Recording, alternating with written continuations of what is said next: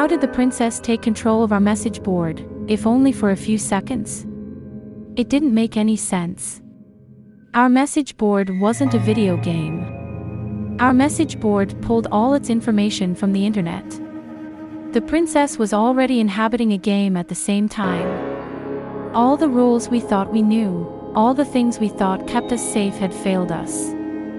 Could she have done this at any time? Could she do it again? Were there any real limits to what she was capable of? We looked through all the data we'd collected. We tried to find some common thread we'd been missing. There must have been some way we could have known. There had to be more answers than what we were seeing. And there were. We finally realized the truth. It was so obvious. The princess had been in our message board the whole time. She was on every page. She was on every forum list. She'd been staring at us, watching us for years, and we never even saw it. She was the banner at the top of the forum. She was every screenshot we'd posted, every video we'd uploaded, and every piece of fan art we'd drawn. Every image of her is her. Every image of her, when observed, gives her power. She's not a ghost. She's not a computer virus. She's an idea. Living fiction. She lives off our observation and thoughts of her.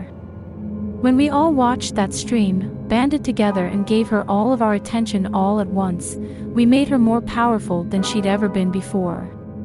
We made her strong enough to manifest through the images we posted on our message board and speak directly to us. We took down all the images.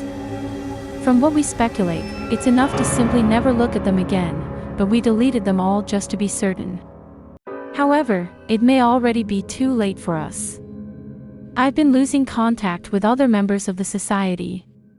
I can't tell if something's happened to them or if they've simply gone into hiding, but at this point only a fool wouldn't consider the worst-case scenario. I'm not completely heartless. I know she's fighting for her survival, now. For her, being forgotten is death. She does what she does in the hopes of keeping her memory alive.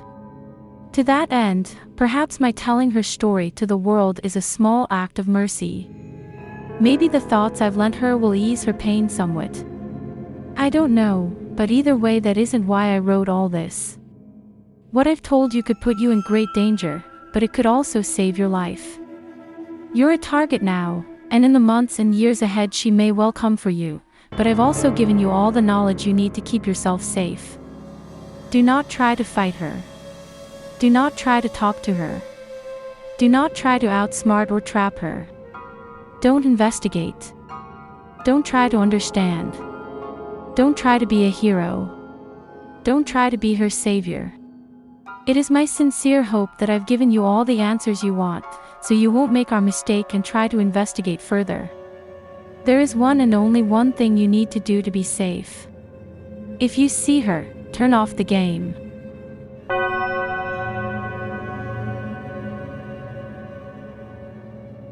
A woman kept having recurring dreams in which a masked man was trying to kill her. The mask was very distinctive. It was spiked at the top, with no eye holes, and it had a large zipper across the mouth. The mask was made of leather. One night she had another nightmare. In the dream, she looked out her bedroom window and saw the masked man walking up her garden path and towards her front door. She awoke from the nightmare, trembling with fear. Suddenly she heard the doorbell ring. She grabbed her nightgown and ran downstairs. Cautiously, she opened the front door. There was nobody there. She looked down and saw the leather mask lying on the doorstep.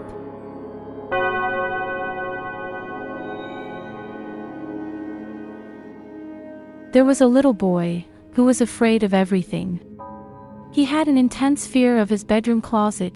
Every night, when he went to bed, his parents asked him what was wrong, and he told them he was afraid that there was a monster living in his closet. The boy's older brother decided to prove that there was nothing to fear in the closet.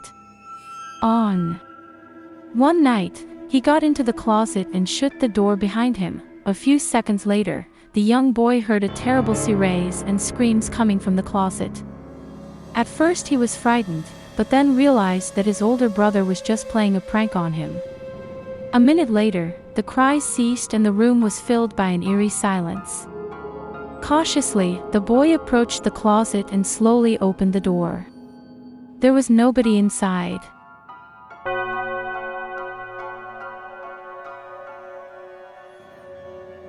A college student decided to visit his friend. He was excited because he hadn't seen his friend in a while. When he got to his friend's house, he found the young man lying in bed, hiding beneath the covers. They talked for a while and the student found his friend's behavior very strange. After a while, he stood up to leave and his friend suddenly said, "You can't go." His voice was urgent and his face was deadly serious. "Why not?" asked the student. "She won't let you leave," replied his friend in a fearful voice. "She?" asked the student, looking around the room curiously. "Who is she?" He couldn't see anyone else in the room. "If you go, she will follow you and kill you," said his friend. The student stared at his friend incredulously. He saw his friend glance toward the chest of drawers in the corner of the room. He followed his friend's eyes, looking at the chest of drawers in the corner of the room, and a chill ran down his spine. There, in the shadows of the narrow 5 centimeters gap between the wall and chest of drawers, he saw a paper-thin woman, staring back at him. In her hand she was clutching an ice pick.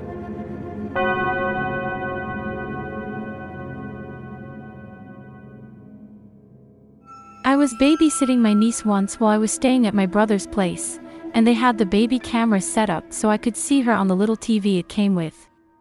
I was studying and started dozing off when I heard some whispering and realized it was coming from the monitor.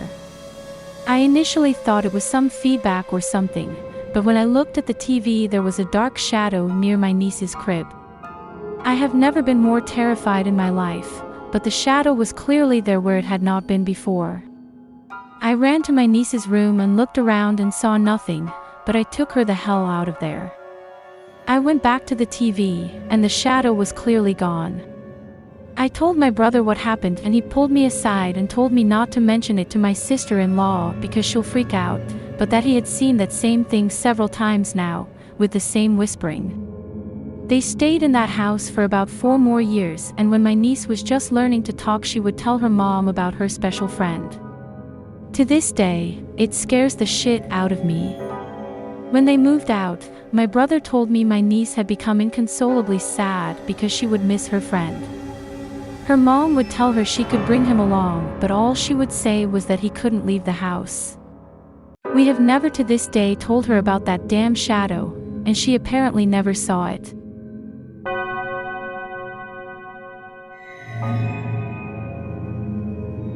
One night, when I was maybe 10-12, I had trouble falling asleep.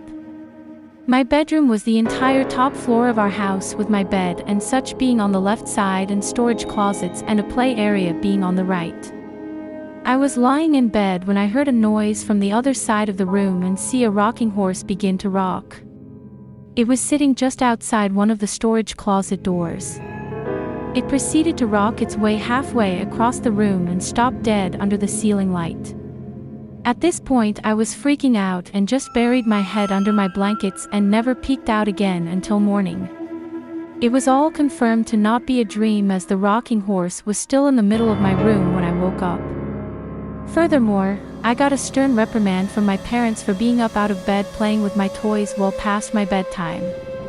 Their bedroom was directly below the storage closet/play area and had heard the creaking of the rocking horse shuffling across the room.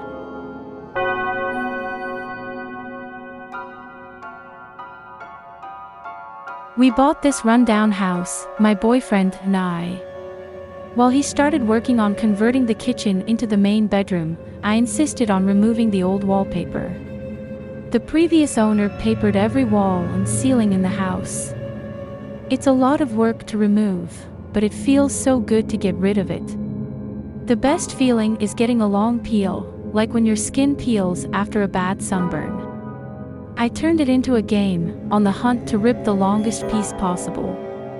I noticed there was a person's name and date under a corner section of paper in every room. I couldn't help but investigate and Googled those names. What I discovered left me speechless. The names all belonged to missing people, and the dates matched the day of their disappearance.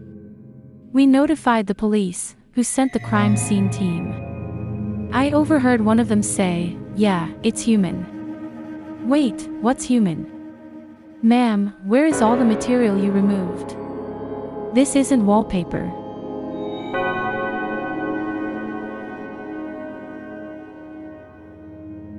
A couple of months ago, my friend's cousin, a single mother, bought a new cell phone.